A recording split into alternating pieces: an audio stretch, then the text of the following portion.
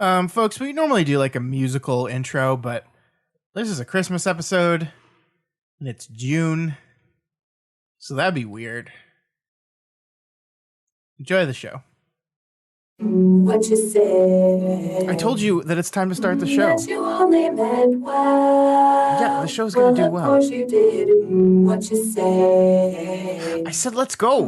That it's all for the best. Yeah, it's probably gonna be like the best podcast.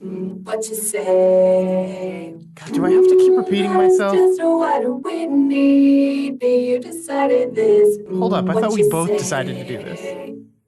What did she say? I said let's start the show. Hey everyone, welcome to Whatcha Say, an OC podcast. My name is Elyse Daly, And I am Scott Daly. but together We are the Dailies. Way to read each other, Scott. Man, you know what we should do? What? Let's cancel this podcast. I'm canceling this podcast. We're going to make a film podcast called The Dailies. You know what dailies are? Oh yeah, That's a fucking good yeah. idea I just had there. Sometimes it just takes It a just while for things to happen. Pops in there. You better trademark that while you can before everyone listening to this just decides to steal it. I mean, there might be an arty. So here, let's workshop. But not named and spelled the same way, you know. Well, but we'd have to dailies on. Dailies on the dailies. What would the dailies a film podcast be? What would it be? I don't know. What would it be? For those listening at home, dailies are like the rough shots that you get during a day of filming. We're going back to the good old days, guys. This is opening candy. Going back to the days of what's Elyse snacking on. You should have just seen the look I gave her. I can't look at myself in the mirror. I can't see the mirror, but I know the look I just gave her. Remember those good old days where it was Those like, good old what is days. Elyse going to eat during the podcast? I loved it. I thought it was hilarious. This is not the Dailies, a film podcast, although But it we might are be the Dailies. soon. But we are the Dailies, a film couple. See, guys, what's going to happen is as soon as we end this podcast, Scott's going to edit this. And then as soon as that's done, he's going to come in the bedroom where I'll be watching my flower show that I just started watching. And then he's going to ask me, okay, so the show, The Dailies, what are we going to do? What is it going to be? How do we go off the Dailies? And then I'm not going to get to sleep shots until I get to answer all the questions and plan everything out because I'm the brains. This is insulting.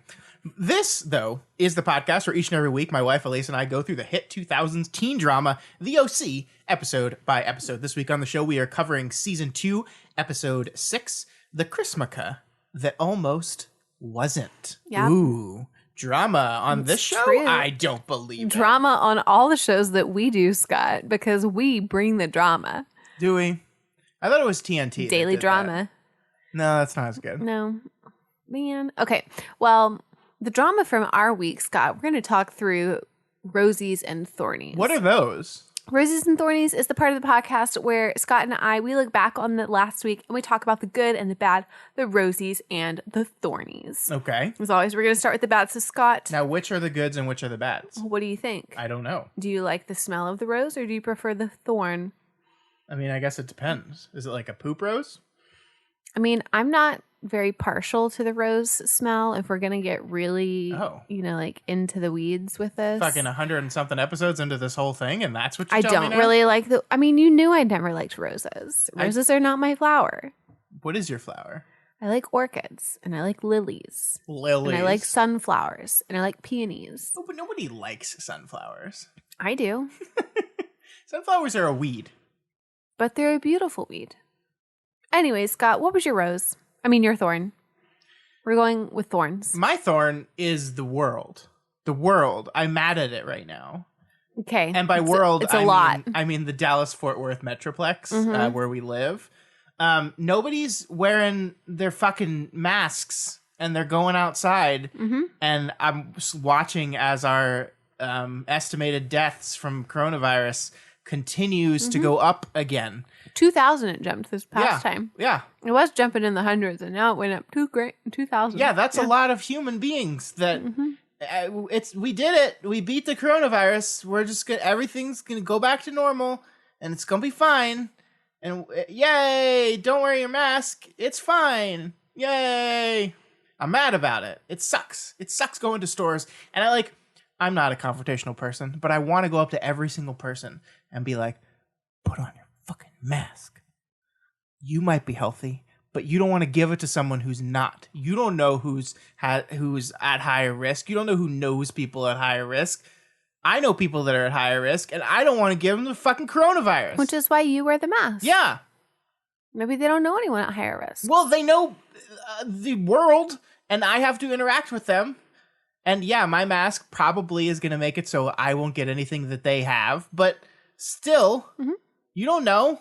Wear your masks. What's wrong with you? I know everyone listening to this wears their masks and they're responsible. So I'm not talking to you. But I am talking to you, mask not wearer. What are you doing? I mean, there are times where I went into... My chiropractor doesn't require them. I don't wear it when I go to my chiropractor. What? No. What? I don't. This is a twist. Also... Elyse, I made my thorn about people not wearing the masks, and it's you now. It's you. And wear your mask. I went into my school the other Friday. It was just me and Jennifer. We sat That's a little different. We sat way far apart. That's a little different, Elyse. And it was just us two in the whole school doing our work. Yeah, I don't care about that. I'm talking about stores. Yeah. Don't go into stores. The mall really irritated me. Yeah. Because if they tell you to wear the mask, then I think you should wear it. Wear your masks. That's my thorn. Okay. People not wearing their masks. Wear your masks. I'm glad that we got good masks now, Scott. Yeah. We got masks that fit you. Yeah, my face is big. It hurt. The mask hurt. Your head's big. I have a big head, and masks did not fit well. It hurt my ears, and yet I wore it anyway because it's important. That's good. I'm glad. Mm-hmm. I'm proud of you, babe. Way to go. Now I'm not only going to get an earful about the Daily's podcast, but also about my mask wearing tendencies. We're going to have to talk about this. You didn't tell me you're going to the doctor without wearing a mask. Let's see. Peer Bar also does not make you wear masks. Did you know that? You can't work out with those. Nobody touches anybody, and that's me beating my everything. Head against my microphone in frustration. What does touching have to do? It's the air. I know. It's the air from your mouth. We brought that up. You know. That's why I keep the door open. It's... Elyse, what's your thorn? My thorn is sleepless nights. Scott, last week, that was my thorn. Last week? Yeah. I was having trouble sleeping. Oh, well, I was really having trouble sleeping. And if you listen to the show for a while, you know how much I value my sleep. And when I wake up at like 1:30 in the morning and cannot go to sleep and watch 5 hours worth of TV and then barely go in and out of sleep towards that final 6th hour before I just decide I can't do it anymore and get up, you know it's bad. And that was the night of the morning that I had already woken up at 4:30 because I had to teach a class that morning. So it was just like all of Thursday and the weekend was a blur. I wasn't thinking straight. I couldn't remember things. Yeah, we had a whole conversation. We had a conversation and I didn't remember it. I didn't. Crazy. And yeah, that was actually pretty scary. You're not wearing your mask. No. Anyways, so it was a really rough night. I hated it. I am sorry. It was caused by a lot of external stress, but I internalized it and I shouldn't have done that. And I try and do better, but sometimes it gets the best of me. That happens. It's okay. And I still love you. Thank you.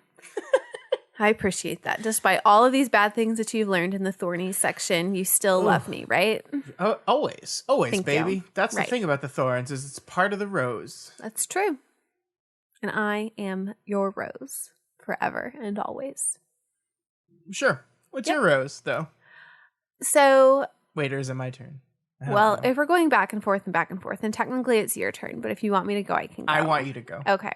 Because it's a mystery rose to Scott. It's a mystery rose. That's what it says on the script speaking here. Elyse on Rose, my Elyse internalizes a lot of stress. Something else that I do is when I internalize the stress is I tend to not take care of myself. And I tend to make things negative, anything that I could do, I say, no, I can't do it because I'm stressed because of this. And one such thing that Scott and I had been talking about doing was going on just a little trip just to get away to like an Airbnb somewhere. And I was saying no. Like a couple hour drive type thing. Yeah. Still in the state of Texas, not like we'd take our car so we're not contaminating anybody else in public transit by any means or whatever. But anyways, I wasn't going to do it. And Scott, he said, no, Elyse. He said, you need to do it. And he made me book it. And I'm excited that he did because when I get frustrated and I don't take care of myself, Scott is there and he steps in and he makes sure that I'm thinking rationally and that I'm doing what's right. As rationally as possible. Yes. And so my rose this week was Scott pressuring me to do the right thing.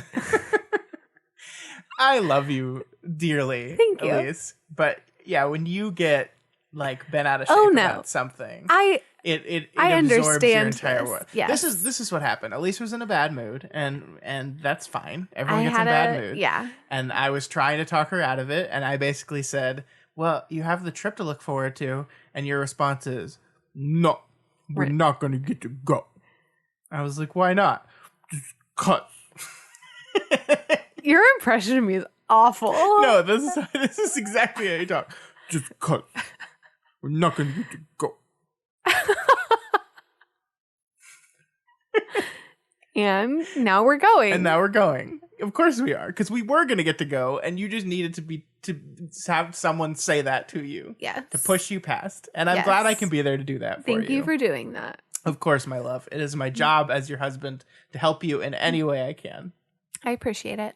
Speaking of husbands and wives. It's a good transition there, Scotty. Yeah, still got it.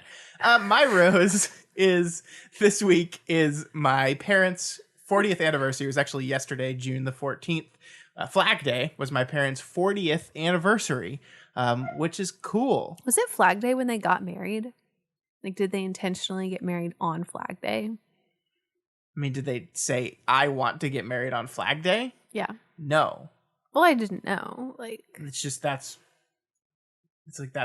June 14th is Flag Day every year. Yeah. Yeah, so it's my parents' 40th anniversary, which is that's a pretty big anniversary. That's a lot of years, 40 of them.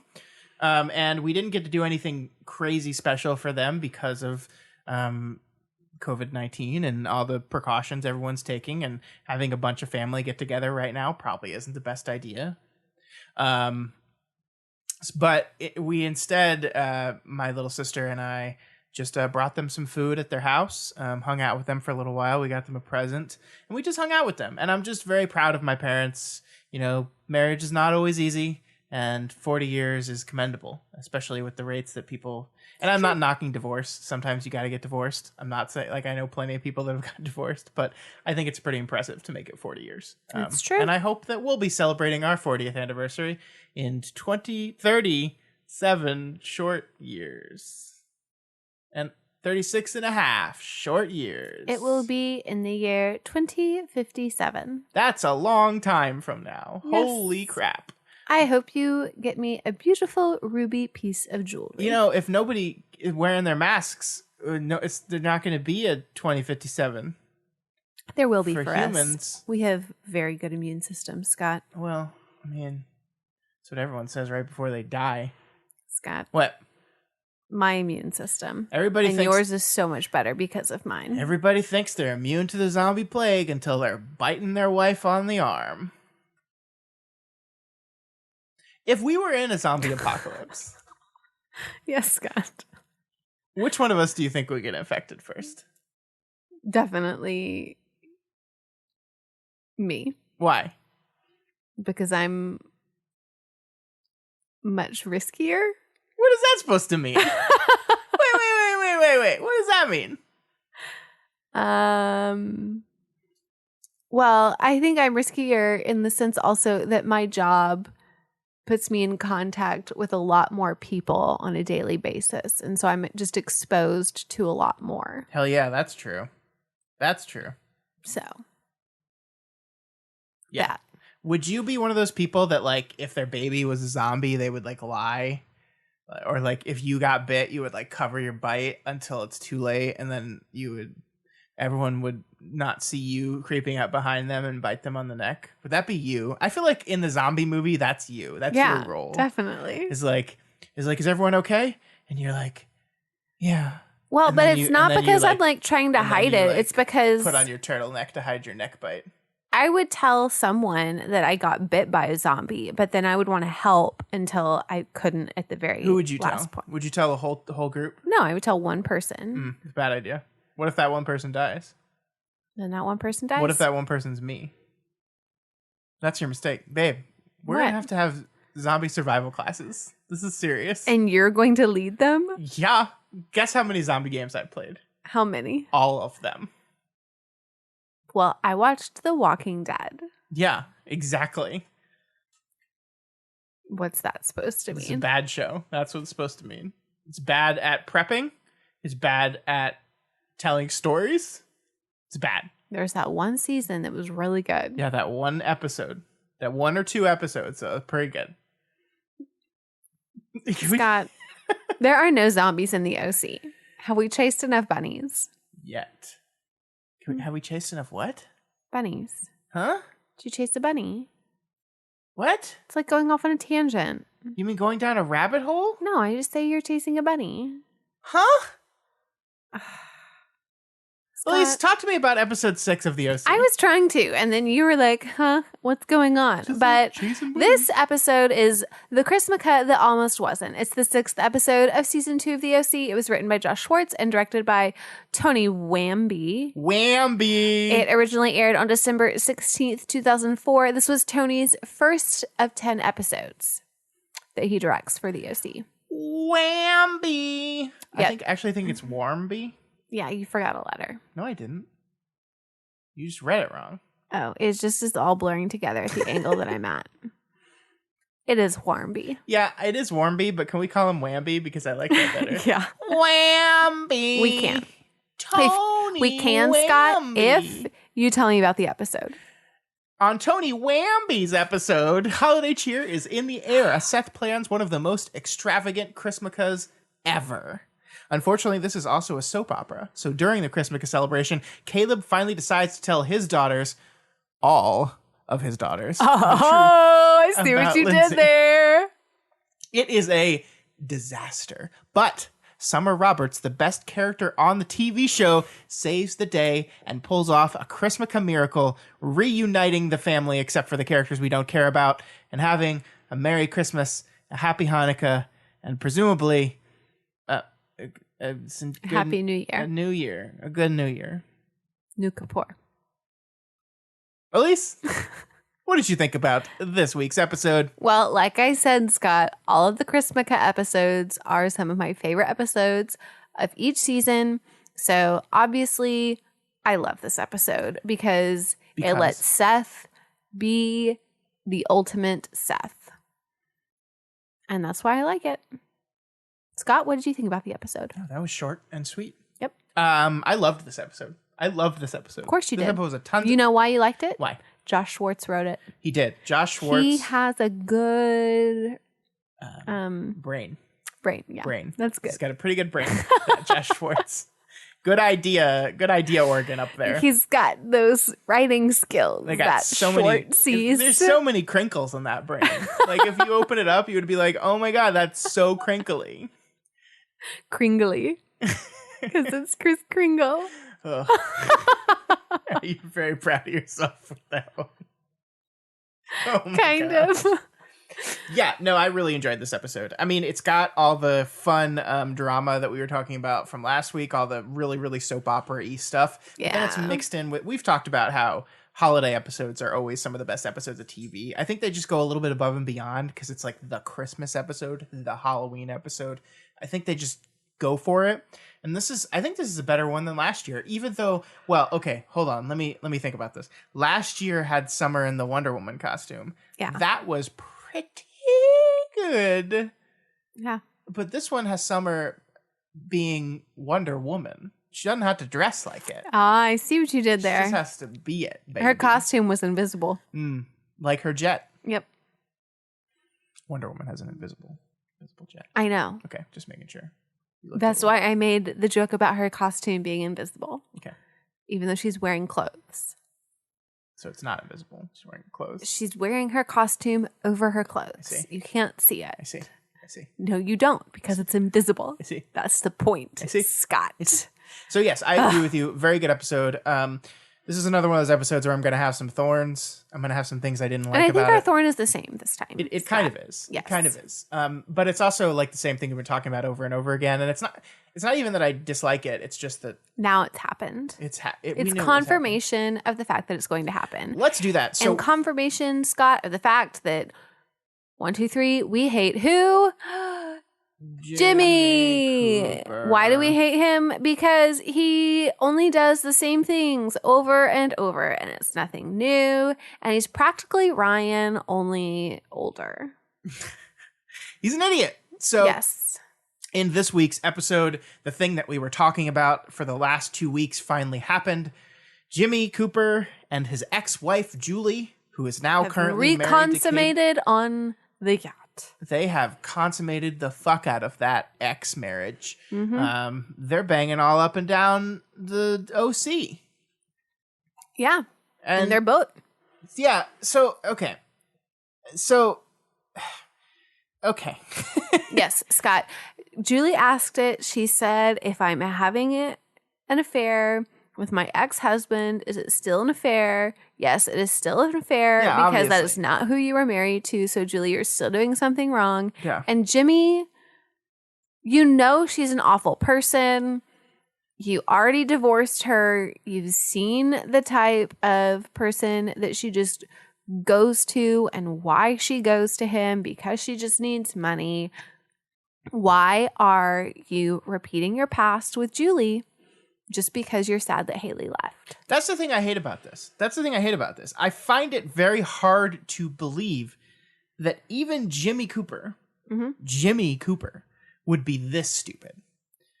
And the interesting, like, here's what I believe. I believe Jimmy Cooper would hook up with the sex wife because she's pretty hot.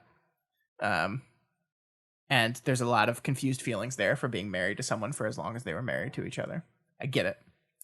I don't believe that Jimmy Cooper would like be actively like courting is the wrong word, but like he's into this. I don't believe he would be into like the way the show paints it is that like at the beginning he's like talking her into it. Like she's really hesitant about it and he's like go go go go go, and then he talks her into it. And I don't believe that would happen. I have like Jimmy, what?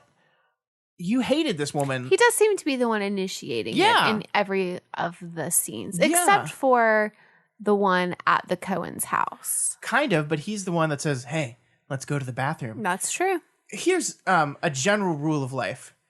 Don't fuck in your friend's bathroom. And also, he's a man who is older, not unattractive. Uh-huh. He had a moment of, like, low. Sure. We'll just say that. Sure. In his Life. circle of friends and life. But he has made it back through and is seeming to be on the up and up. So there should be women that are just flocking around him. And he goes back with Julie, of all people. I mean, the problem is if you get one of those, you have to hire a whole nother actress. And that's too much work. But I think we just jumped over the whole life advice I just gave, which is don't fuck in your friend's bathroom. I know, Scott. Don't do that. What was that? I don't know. I just felt like I could do that to you right now. Yeah, it's weird. I know. Like, yeah, Scott, it is weird. I know they have a big house. The Cohens. It doesn't matter, Scott. Big house. Does it? I just feel like it's wrong, isn't it? People definitely heard Scott, them having sex. I'm sure they did.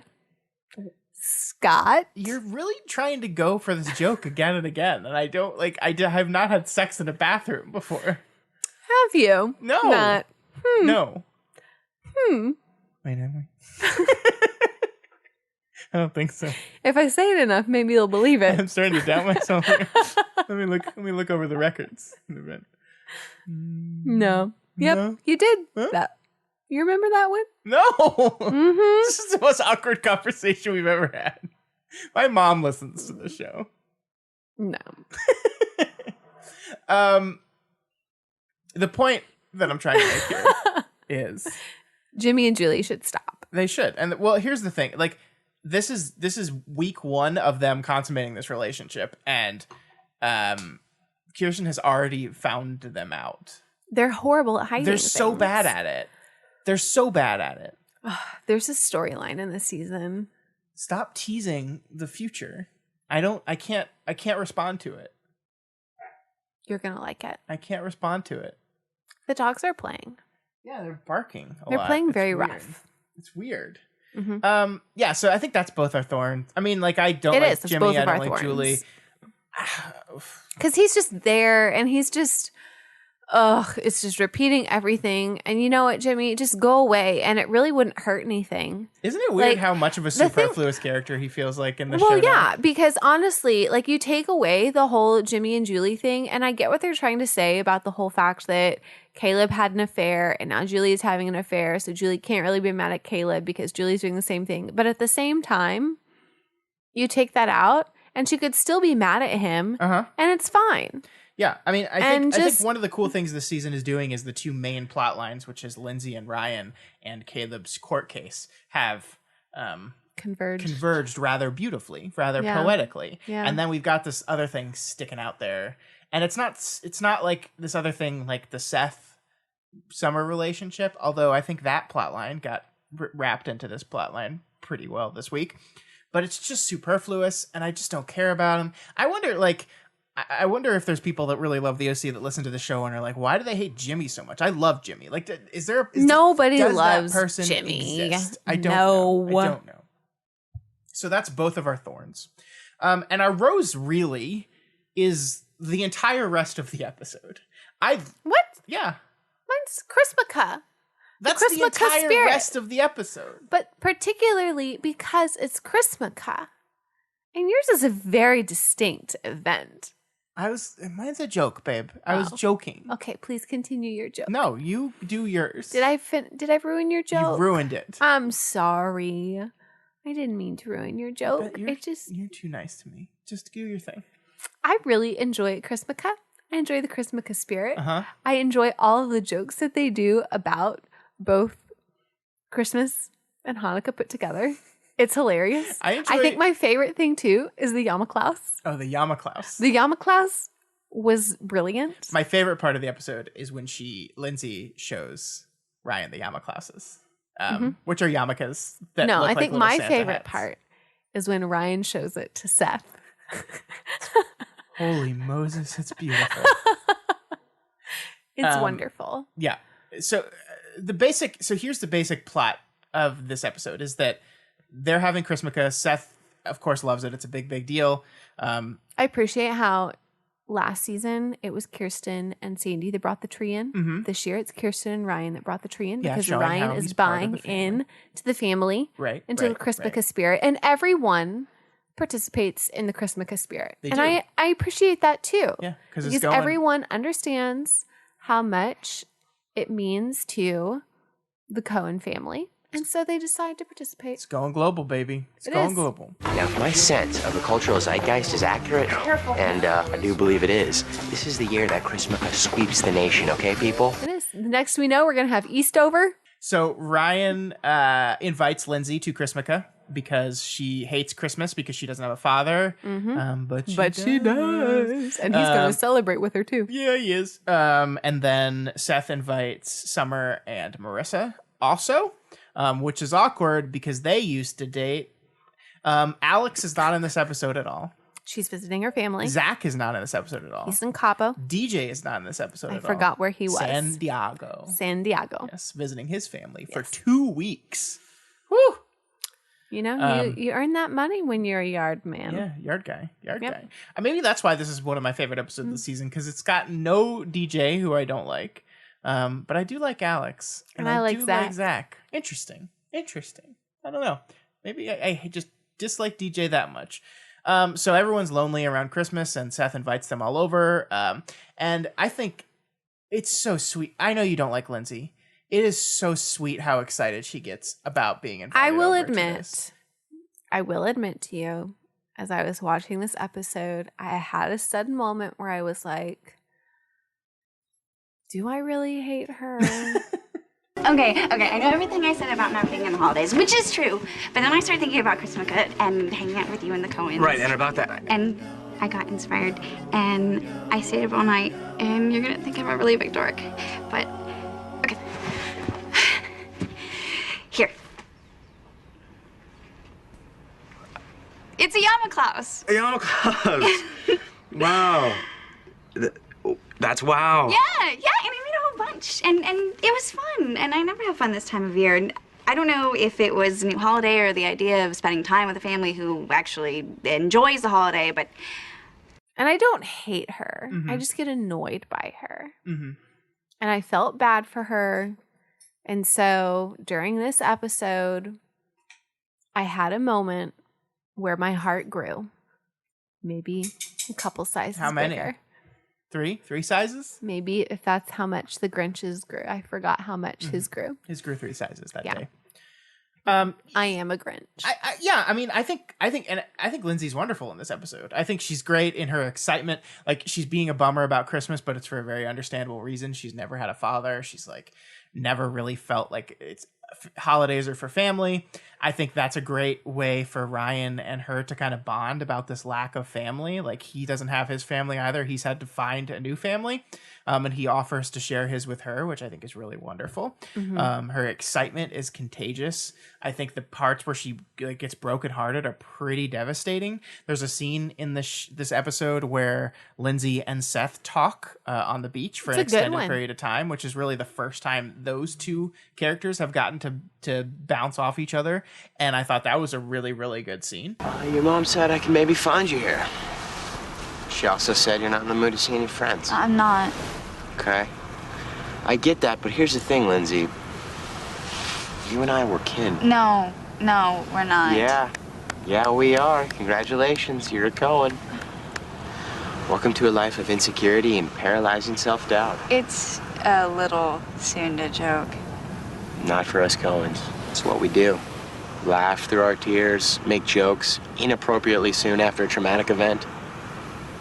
Sometimes we'll just make the joke during the traumatic event. Seth is very sweet to her, and that made me very happy. So yeah, really strong Lindsay episode, I think. And I think the reason why you're being nicer to Lindsay is because of your rose, is because of the Chrismukkah spirit. And she knits the Yamaklaus, which are the best inventions ever. So She does. Yeah. But there's another half to the episode, Elyse, and that half is my favorite part of it. Because my favorite part of the episode, my rose of the episode, is the drama. The drama? Yes, because in the middle of the wonderful Chrismukkah celebration, Caleb marches into the house and he decides he's going to tell his daughter about his other daughter. But wait, she's here. Lindsay is here, and then her mother is here too, and everyone's about to tell at the same time. So all of our characters, basically the entire cast of the show, except for Zach and DJ and Alex, are in the same room at the same time. It's a big kitchen. It's a big, big kitchen, and the shoe drops, and Lindsay realizes that Caleb is her father. You know, I'm really upset that they missed out on a good Star Wars joke in the scene. What? She was like, "You're my father?" And I really wanted a Seth quip in the background. You think that the good thing to do is a girl finding out that her father has been estranged from her for 16 years and was actually just down the road, and she's been suffering and her mom has been lying to her entire life. You think the appropriate thing at the time would have been Seth go like, "Luke." I do. What's wrong with you? It'd be classic Seth. No, he's not that mean. Scott. What? Yes. He's that disconnected from people. No, I don't think that's true. Because I actually think one of my favorite parts about the scene, which is very dramatic, is all of the other characters who have very little skin in this game standing there awkwardly not knowing what to do. Oh, that's true. Rachel Bilson gives the best facial expressions. It's really as Summer funny. Roberts. She is so funny. That's true. She's just looking around like, nah. In every single cut of the camera, you can see all 4 teenagers, and it's hilarious They're if you so just watch them in the uncomfortable. background. Yeah. It's perfect. It's really, really good. It's really good, and I love Yeah. it. And 2 favorite scenes, though. Okay. Double slap. The double slap. Caleb walks up to his daughter, not Lindsay, his daughter that knew she was his daughter, and apologizes, and she just goes, whap! Get out of my house. And then he's like, oh, drag. Okay, I'll go to my wife because she loves me. And so he walks up to Julie, and Julie goes, whap! I think you should be ashamed of yourself. Wha-pow! It's a great sound effect, babe. It's from Friends. Oh. That's how Chandler did a whip in Friends. Wha-pow! You have to watch more TV, Elyse. We're gonna fix you. I don't watch enough TV. We're gonna have to fix you. I thought that was great. And then the other best scene is when Kirsten storms up to her bedroom and Sandy's chasing after her. And Caleb also decides to chase after her for some reason. And she picks up a vase. And she Vase. just vase. Ace. Vase. It's a vowel consonant vowel. Vase. The E makes the A a long A. Vase. Vase. Vase. The point is she throws the vase at him. That No, it's means pronounced long. vase, Elyse. Jesus Christ. Well, then why are you saying vase? I'm trying to be entertaining, Elyse. Well, you're not. You're wrong. I'm sorry. It's fine. It's fine. Sorry. Are you going to throw a vase at my head? I'm going to throw a mouse at your head. A Moz? Yes. So yeah. The O and the U, which is a diphthong together. Kirsten throws the vase at Caleb's head and it smashes against the wall. That's really awesome. And that's like the most like soap opera. Like holy shit, that's soap opera. That whole scene was really wonderful. I love that drama. You know what else was nice, Scott? What? You saw their house. We Their saw some master different bedroom. rooms. Yeah, you turn that hallway and then you walk and then you go up a little bit of stairs to the master bedroom, which just happens to be at the same level of the outdoors because you know that their bedroom walks out to the backyard. Uh-huh. So they have a sunken front living room area. It's sinking like quicksand? Mm-hmm. Yeah. Now I just want to pronounce things wrong just to piss you off. Because I did not expect you to push back at me that hard on vase. Vase. A vase. Anyway, I think it's great. I think the drama is great. I actually really liked the scene. Here's my thing about Ryan. I think he just needs, like, they need very specific things for him to do and certain characters for him to play off of. I really love when Ryan and Sandy get to play off each other. And this episode had Ryan being the one that coaxes Kirsten out of the closet because she basically locks herself in the closet. And Ryan is the one that gets her out there, and because he's worried about Lindsay, because he's like Kirsten is Lindsay's sister now. And if anyone's going to kind of bridge the gap between these two families, it's gonna be Kirsten as like the eldest child needs to be the one to make the step. And he gives her this great line about how welcoming this family is to new members. And she even admits it's a great line, which is a great line that she admits it's a great line. I really liked it. Yeah. I mean, like, so much of this worked. And like, here's what I want to talk to you about though. Ooh, Elyse. Oh, okay. What about that Summer and Seth though? What about that Summer and Seth though? What about him? There's some electricity. She's excited that they're friends now. There's some electricity. There's not electricity. Oh, really? Yeah. Do you remember the part where Summer is sitting on Seth Cohen's bed, holding Seth Cohen's pony? That's not a euphemism. It's his toy pony. And then she's talking with Marissa about how different things are from last year. And Marissa says, yeah, our boyfriends have new girlfriends now. And Summer says, is that what they are? New girlfriends? As if she doesn't like the idea that Seth Cohen has a new girlfriend. Oh, what about that Seth and Summer? No. But Zach. What about that Seth and Summer? But Zach went to Cabo. That was his first and last mistake. It is their first Christmas together. What? Is Zach gonna die in Cabo? I think Zach's gonna die in Cabo. That's how they're gonna write him off the show. A freak jet ski accident in Cabo over Christmas break. Sounds right. And then he's gonna come back later and he'll have gained superpowers or something. Sounds good. But I'm telling you. So yeah, I mean, I think there's this general thing of she's happy that like he's genuinely wants to be her friend, and there's good friendship vibes going on here. She does kiss him under that mistletoe, though. But she's the one initiating all of that. He's not. Because that's he wanted why to move on. Working. That's why it's working. And they're gonna get back together. More Wonder Woman costumes. No. I don't appreciate your negativity on my Seth and Summerness here. This is a big deal. And you've removed them from my relationship status board, so I can't even talk about them on there, which is why I'm doing it right now. What about that Seth and Summer dough? What about him? I went through my whole spiel already. Okay, well then why would you say that again? Because I think it's funny to say and I'm enjoying saying it. And I also want to get I want to get what you think about this whole thing. You know what I think about it? What? Shut up about it. You're really defensive of your Zach. I love Zach. It's too bad he's got to die in a freak airplane crash. Is he? I don't know. You pepper in so many truths and lies that I can't keep track of them anymore. She's winking at me right now. As much as I can wink. Which is not a lot. It's the most over-the-top wink ever.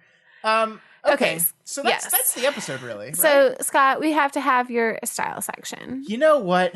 Not a lot. Come on, Scott. Tell us about the style in the OC. Hey, hey, hey. Come on, Scott. Tell us about the style in the OC. Hey, hey, hey.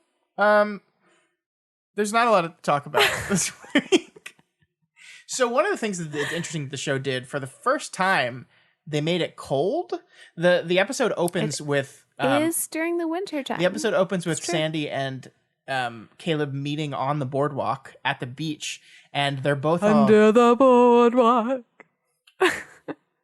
They're both Jesus. They're both like dressed wearing warmly. jackets. Yeah, they're like, they don't get the chance to layer very often on this show, and they are layering. And you know what? The early 2000s was all about the layering. It was all about the layers. It really was. How many layers do people wear? 3? They normally 4? wore 2 layers. 17? The tops, you would always layer the tops. You would layer the tops. You would layer those tops. You probably didn't know And for those this. of you who don't know, layering is when you put a piece of clothing on top of another piece of clothing. Yeah, it's so there's like 2 that you're wearing, and you can see them both. It's a very interesting technique. Interesting, indeed. It's like those YouTube videos where you see people try to put on like 85 t-shirts, and then they get like, they turn like the girl from Charlie and the Chocolate Factory when she turns into the plum, the blueberry. She turns into the blueberry. That was scary. That was scary. That movie freaked me out as a Especially kid. the tunnel. The tunnel really scared me in that movie. You're supposed to be scared. That's not a fun tunnel. No. That's an LSD tunnel. What tunnels are fun? Oh, I love tunnels. You love dark tunnels? Yeah. We used to go through a tunnel, and then we would all go tunnel. You know, there's a tunnel on a ride in Six Flags that reminded me of the tunnel in Willy Wonka, and I was always scared of it. You know what tunnel I always think of when I think of tunnels? There's a tunnel in Stephen King's The Stand that one of our characters has to go through, and it's like the scaredest I've ever been when I read a book the first time I read it. Oh, crap. That's a scary tunnel. You know what I would do in order to fight my fear of tunnels? What? I would hold my breath. Yeah, everyone holds their breath in tunnels. That's part of the game. Is it? Yeah, except you're going cross country and you get into Colorado, and there's some really freaking long tunnels in there, and then you got to see how long you can hold your breath, and then you pass out, and you realize you were driving the car, and then everyone's dead. We did do that when we were in Colorado. Uh-huh. Okay. Scott, we're going to fill everyone in on the relationships in this episode because we didn't finish the style section. Oh, what else? You did you went want to off talk on a about? tunnel tangent. I want to talk just one more time about the yarmulke clause, which I don't know if we've accurately described what these things are. It's a yarmulke. It's a yarmulke, but it's also a Santa hat. Yes. So it's like a little yarmulke with a It's little red yarmulke with a little fuzzy white poof on top of it, which is just the perfect. It's so brilliant that I cannot believe that Seth did not think of it, and Seth can't either. And also, why have we never seen any of them in real anywhere life, commercially in real life? Yeah, I feel like in real life, some Jewish people might find that a little insulting. I feel maybe that's true. Feel like, okay. I think it's okay in this fictional world of the show, but I think in real life, people walking around with a yarmulke that's also a Santa hat. Sure. I don't know. All right. Well, now, Scott, are you ready for the relationship status? I am so ready for these relationships. All right, Scott, I'm going to start with Sandy and Kirsten Cohen. Okay. Last week, they were at a 7 out of 10. And this week, we have some trouble with Sandy and Kirsten because what happens is, although Caleb reveals what happened as far as his affair goes, Sandy knew about this secret before Kirsten. And Kirsten finds out that Sandy knew about it, and she is upset and blames Sandy for not telling her, which you kind of understand, but then you kind of don't, because there's that whole like lawyer confidentiality thing. Yeah, like the law. So the law that you says can't she's not really allowed to do be that. mad, but eventually she gets over it. We're still going to go ahead and take away 1 point for this. 1 Just point. 1. So we're going to bring them down to a 6 out of 10. Blue, blue, blue, blue. Okay, Scott, tell me about Julie and Caleb. Julie and Caleb. Last week we gave them a 2 out of 10. Julie finds out that Caleb lied and had an affair when he was married to Kirsten's mom. She's mad despite having an affair right now. I think the exact line in the show is, "I can't believe you would cheat on your wife," is what she says to him, which is just the most ironic statement in the history of Julie Cooper's world. Yep. Regardless, I'm going to go ahead and say that their relationship not doing great right now. We're going to bump them down to the dangerous 1 out of 10. This red lights flashing, red alert. This relationship is in danger, Will Robinson. We got to do something about it. We got an intervention? I don't know. We shall see. We'll see. This week for Zach and Summer, last week they were at an 8 out of 10, but now Zach is vacationing with his family in Cabo. Summer misses him, but she does enjoy building her friendship with Seth. So right now, we're just going to say Zach and Summer are still at an 8 out of 10. Nothing dramatic happened to where we could bump them down enough, but mistletoe kiss. We're kind of it was on a cheek. Mistletoe. It was on the cheek, kiss. Scott. It was on the cheek. Here's what all I'm saying, Elyse. Zach's gone for a few days in Cabo. Who does Summer hang out with the entire time? Her ex-boyfriend? Doesn't she hang out with Marissa sometimes? Her ex-boyfriend? I'm gonna mutiny, and I'm saying the Scott ranking of Zach and Summer is a 6 out of 10.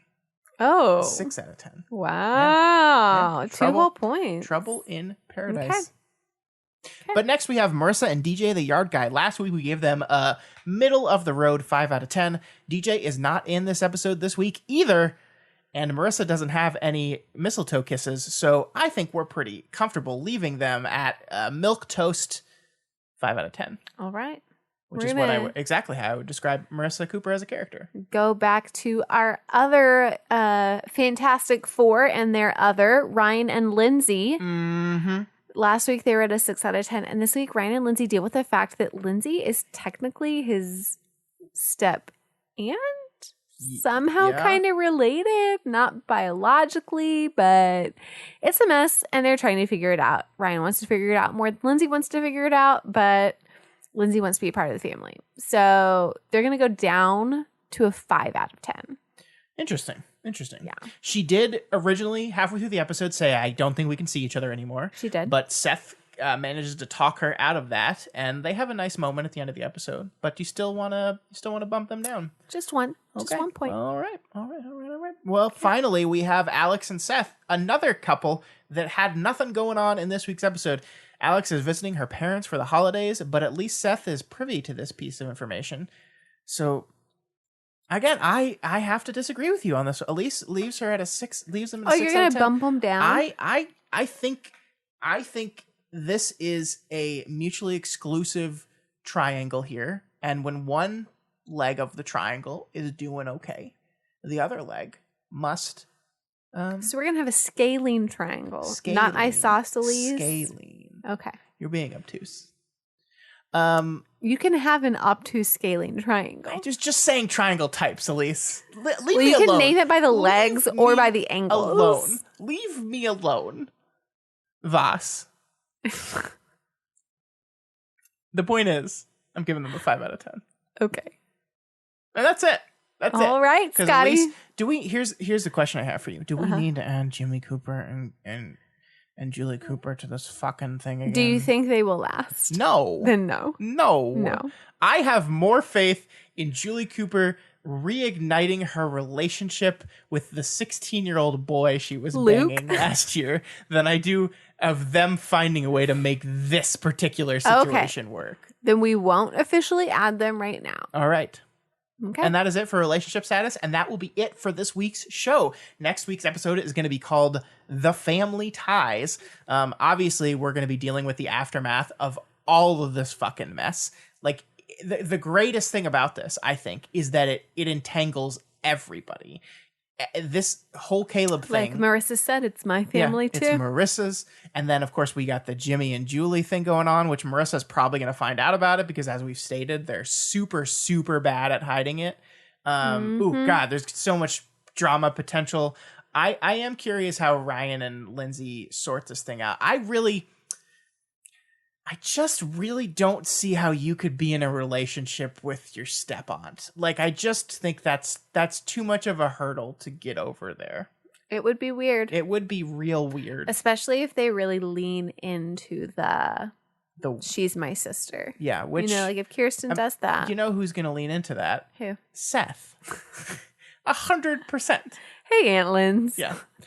So that's what I think is going to happen next week. Ooh, it's going to be juicy. I can't wait to see what maybe more vases will be thrown. Maybe. Also more vases too. That is all we have time for this week. If you like this podcast, you can check it and all the other shows we do over at our website. That's www.doofmedia.com. You don't have to put in the wwws. I just like saying them. What other good shows you have over there, Scott? Oh my gosh. Oh, we have so many. One called The Game Club, a monthly live stream discussion of a game chosen by our patrons. That happens the first Saturday of every month. So that sounds kind of like The Book Club? The Book Club, which is a monthly discussion of a book chosen by our supporters, which is on the last Friday of every month. This so week many we're talking choices, about Scott. Neil Stephenson's The Diamond Age. Oh my God. Then we have... You have book club this Friday? No, the 26th. Oh, okay. I was gonna say it doesn't seem like it was this Friday. Then we got the Doofcast. Last week we talked about Mad Max Fury Road, one of my favorite movies of all time. I watched that with you. And Scott, you were going to be guest starring on another podcast this month. Yes, on Media MD's fortnightly show. I am bringing those two gentlemen, Terminator and Terminator 2. That's what I'm doing. I got lots of stuff going on. It's crazy. You know what? There are lots of podcasts over at thatdoofmedia.com. Everyone should really head over there and check them all out. Yeah, and once they fall in love with all of them, they should maybe support them. Or maybe before they fall in love with all of them, just if they like premature. even start to listen to one and they're like, hey, this is kind of cool. I'm going to give you all my monies. Wow. Okay. Cool. You can do that. Yeah. Over at Patreon. Patreon.com/doofmedia. Doof. DOOF. DOOFmedia.com. Boom. That's a good jingle. Let's do it. It kind of just came out. Do you like it? I love it. Love it. Okay. Let's work on the jingle and then we'll work on the daily. The dailies. The dailies. Okay. We're the dailies. You got to work on editing. This is the dailies with the daily. This is dailies with the dailies. The daily daily. The daily dailies. The dailies dailies. Dailies. The problem is that would have to be a daily show, and I can't do that. The dailies talk about dailies. Not on the daily. On the weekly. The weekly daily. The daily weekly. We'll see you next week. Daily. Bye.